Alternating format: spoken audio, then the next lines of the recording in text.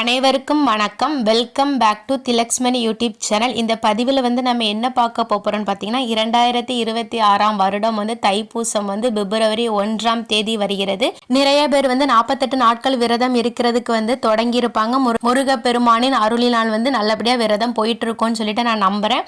ஒரு சிலவங்க 48 நாள் விரதம் இருக்கணும்னு நினச்சி ஆனால் என்னால் விரதம் இருக்க முடியலைன்னு சொல்லி கவலைப்படுறவங்க இந்த 21 நாள் விரதம் கூட நீங்கள் தைப்பூச விரதம் இருக்கலாம். தைப்பூச விரதம் இருந்து நாம் முருகப்பெருமானை வழிபாடு செய்வதால் நம்மளுடைய தலையெழுத்தே மாறும்னு சொல்லி சொல்றாங்க. அதனால கண்டிப்பா 48 நாள் விரதம் இருக்காதவங்க இந்த 21 நாளாவது விரதம் இருங்க.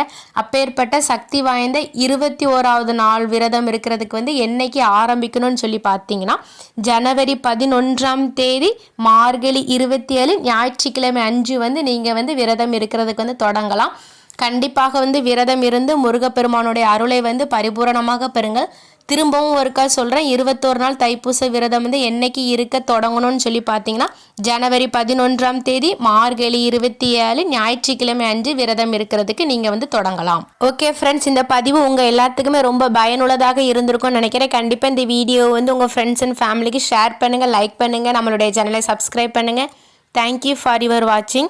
உங்களுக்கும் உங்கள் குடும்பத்தில் உள்ள அனைவருக்கும் முருகப்பெருமானுடைய அருள் பரிபூரணமாக கிடைக்கட்டும். இனி அடுத்து இதே மாதிரி ஒரு நல்ல பதிவில் சந்திக்கலாம். நன்றி, வணக்கம்.